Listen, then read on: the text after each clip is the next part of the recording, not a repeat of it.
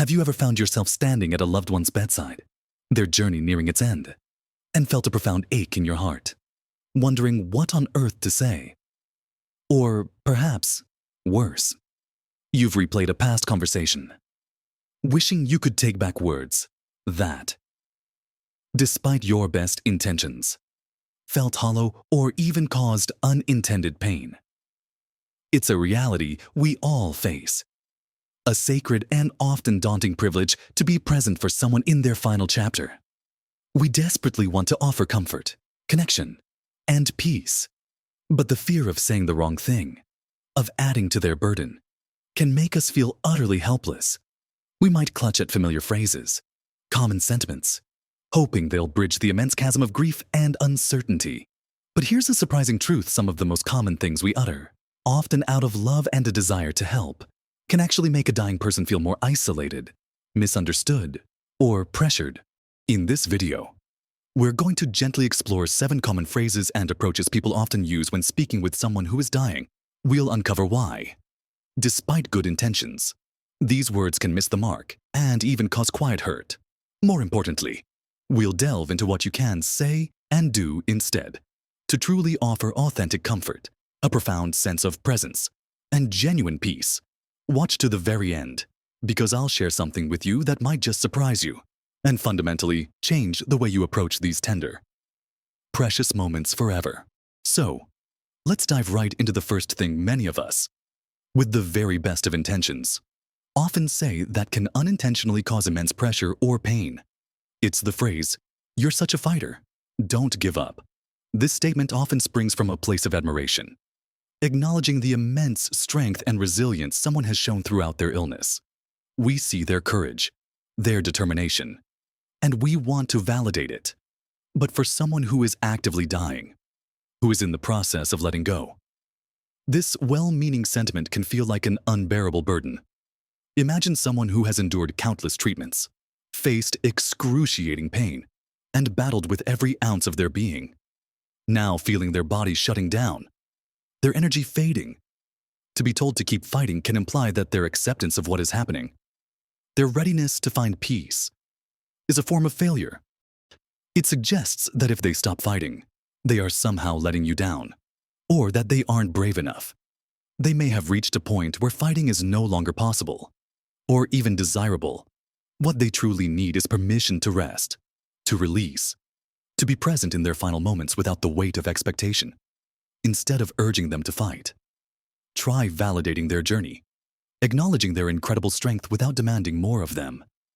You could say something like, "You have shown incredible strength and courage throughout this entire journey, and I admire you so much for that. I'm here for you, no matter what this next phase brings. I just want to be here with you." Or simply, "I see how tired you are. I'm just so grateful to be here with you now." This shift acknowledges their past resilience without putting pressure on their present state. It frees them to simply be, to feel whatever they are feeling, and to know that your love isn't contingent on their battle. It's about offering them permission to embrace the natural process, without judgment or added strain.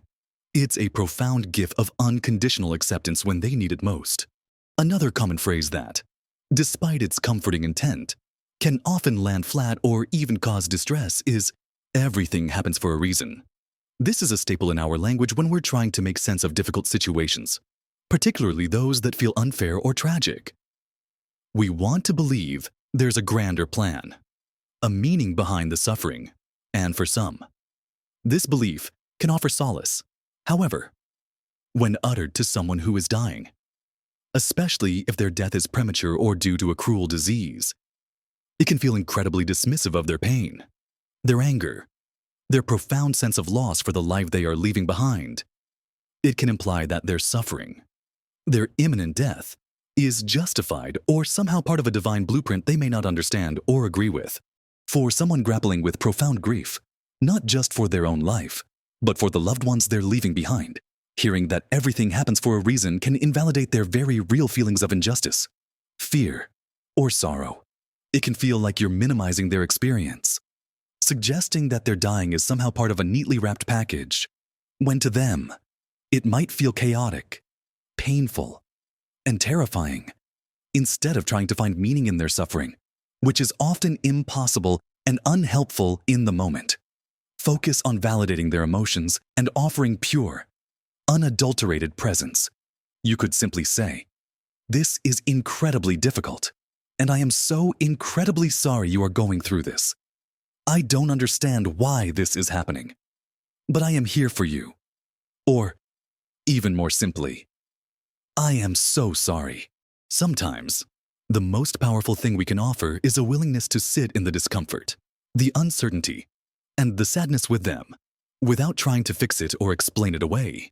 It's an act of profound empathy to say, "I don't have the answers, but I'm here, fully present, holding space for whatever you feel." This allows them to experience their feelings without feeling the need to align with a narrative that might not resonate with them, or which might even feel deeply hurtful. It's about meeting them where they are, in their raw vulnerability. Let's move on to a phrase that often comes out when we're trying to find some positive angle in a dire situation. "At least you lived a long life," or "you had a good run." This sentiment is usually spoken with the intention of celebrating a life well lived, focusing on gratitude for the years they've had. And while a long life is indeed a blessing, it's not always a comfort to someone who is actively dying, especially if they are clinging to every last moment, or if they had future plans they won't see fulfilled. For someone who is facing the end, regardless of their age, the act of dying is often less about the quantity of years lived and more about the profound reality of what they are losing right now. Their relationships, their independence, their ability to experience the world. To tell them they had a good run can feel like you're writing them off, implying that their life is over, and that's perfectly acceptable because they've already experienced enough. It can minimize their current grief, their fear of the unknown, or their unfulfilled dreams. They might still wish for more time, more experiences, more moments with loved ones. Their current focus isn't on the past, but on the terrifying, immediate future, instead of dwelling on the length of their life, which can feel like a subtle push towards acceptance they might not be ready for. Focus on the quality of their life and the specific impact they've had. You could say, "I am so incredibly grateful for all the wonderful times we've shared. I'll always cherish." Mention a specific memory or quality, like your kindness, your stories, our trip to the lake. You have touched so many lives, including mine, in profound ways. This approach celebrates their life not by implying it's complete, but by acknowledging their invaluable presence and the lasting legacy of their love and impact. It shifts the focus from a general, potentially dismissive statement about time to a heartfelt, specific expression of gratitude and love for who they are and what they've meant to you. It honors their life without hurrying their departure or minimizing their present sorrow. Moving on. Another common phrase that often feels like an attempt to connect, but frequently misses the mark, is "I know how you feel." This usually stems from a place of empathy, a desire to relate to their suffering and assure them they're not alone. We've all experienced grief, loss, or pain, and we want to draw on those experiences to show understanding. However, the truth is, unless you have specifically walked in their exact shoes, facing the exact diagnosis, the exact prognosis, and the exact set of personal circumstances they are facing, you simply cannot know exactly how they feel. Every person's experience of dying is uniquely their own, shaped by their life history, their beliefs, their relationships, and their physical sensations. What you might interpret as pain, they might experience as discomfort. What you might fear, they might find a quiet acceptance for. When we say, "I know how you feel," it can inadvertently shut down their ability to share their true feelings because it implies you already understand, often leaving them feeling unheard or misunderstood. They might feel pressure to agree with your perceived understanding, rather than being honest about their specific, nuanced emotions. Instead of claiming to know their internal state, focus on acknowledging the uniqueness of their experience and inviting them to share. If they wish, you could say, "I can't even imagine exactly what you're going through right now, but I want you to know I'm here to listen, without judgment, if you ever want to talk about it." Or, more directly, "Tell me what it's like for you right now. If If you feel up to it, I'm here to listen. This approach opens a space for genuine connection by honoring their distinct journey, rather than superimposing your own experiences onto theirs. It's about creating a safe space for them to be utterly vulnerable and authentic, knowing that you are there to receive whatever they need to express, even if you can't fully comprehend it. It's an act of humble listening, which is often far more comforting than any shared experience could be. Now, let's talk about a very common religious or spiritual sentiment that, while deeply comforting to some, can be profoundly unhelpful or even distressing to others when said to someone who is dying, "You'll be in a better place." This phrase is often spoken with the loving intention of offering hope, peace, and the promise of an afterlife free from suffering for those who share a strong belief in a particular spiritual framework and who have openly expressed this hope. It can indeed be a source of solace. However, for many others, it can be problematic on several levels. Firstly, it presumes their belief system, which may not align with yours. Not everyone believes in a specific better place, or they might have different ideas about what that entails.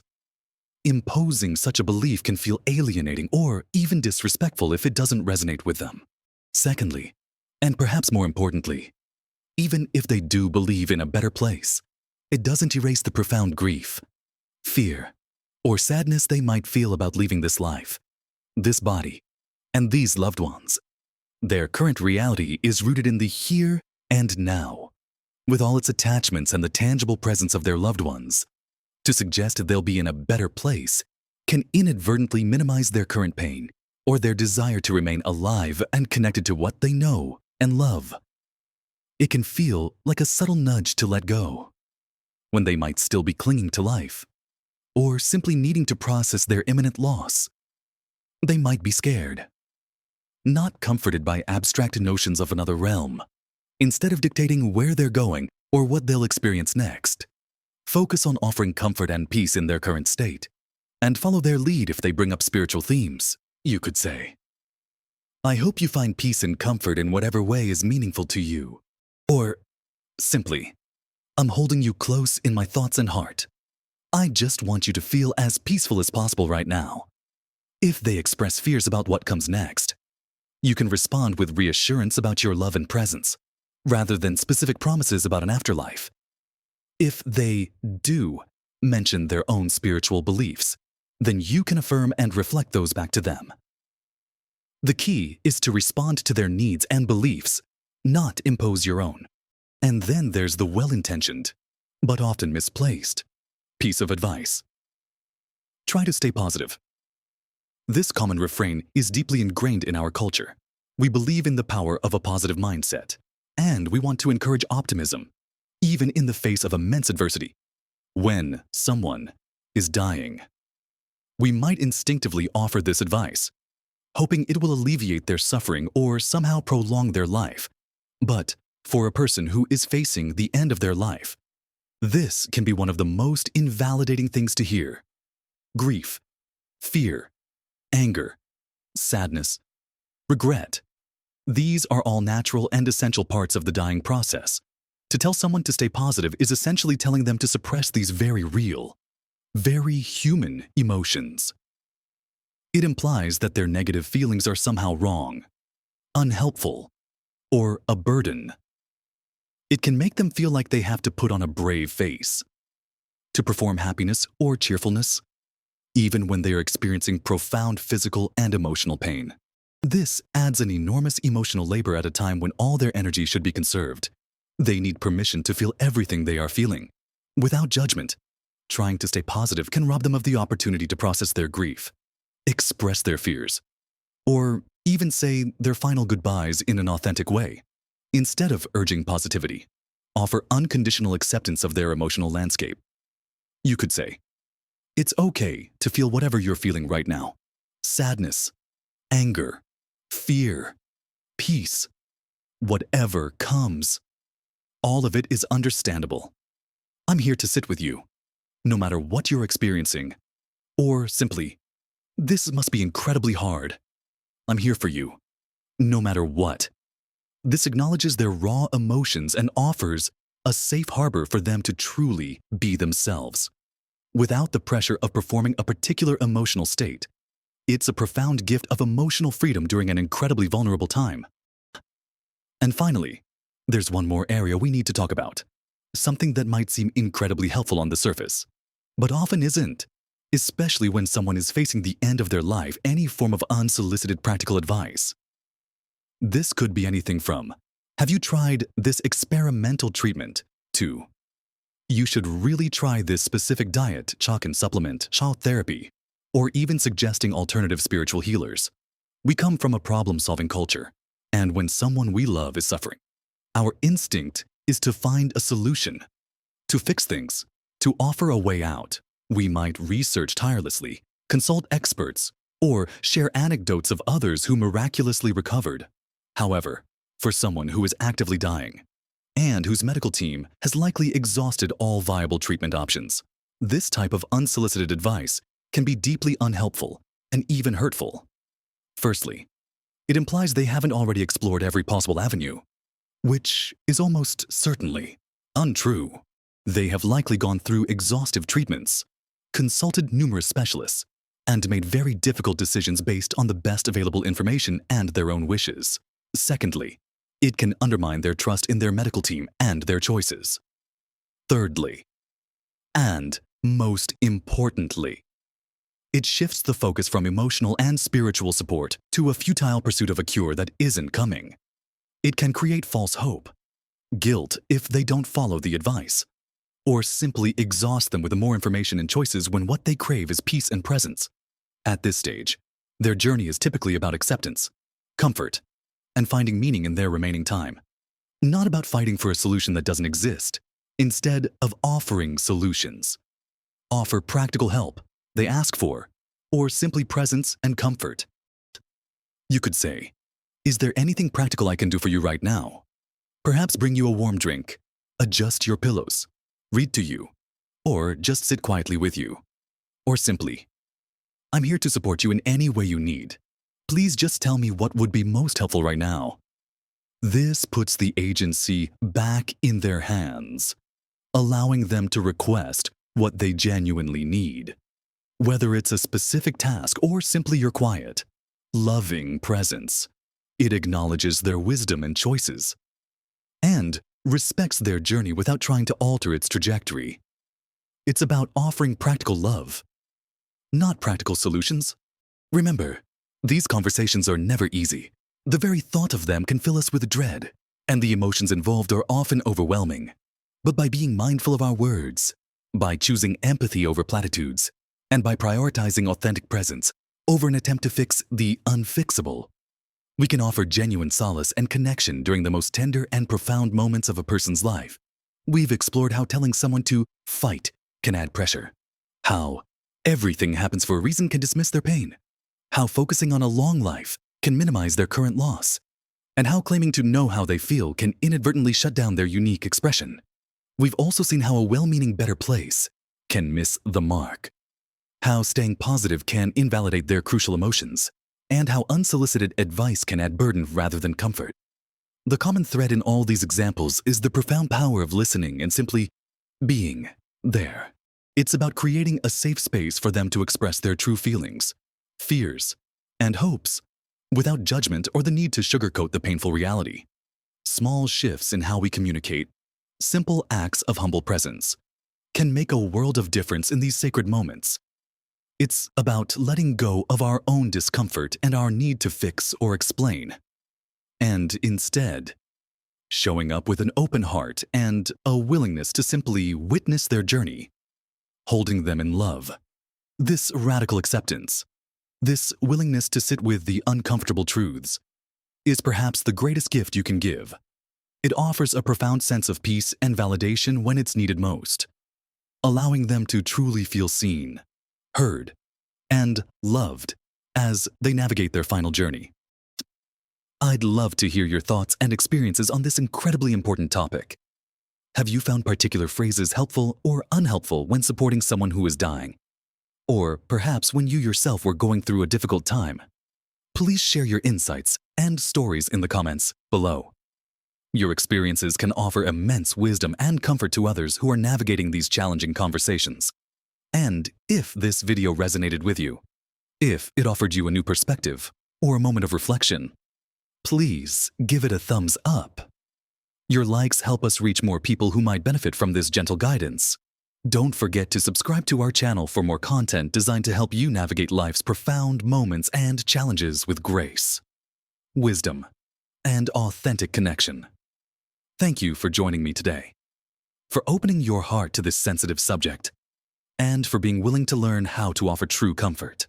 Remember, extending compassion and understanding, especially in life's most profound and vulnerable moments, is truly one of the greatest gifts we can offer one another. Keep living your best life, full of empathy and genuine connection. At every age,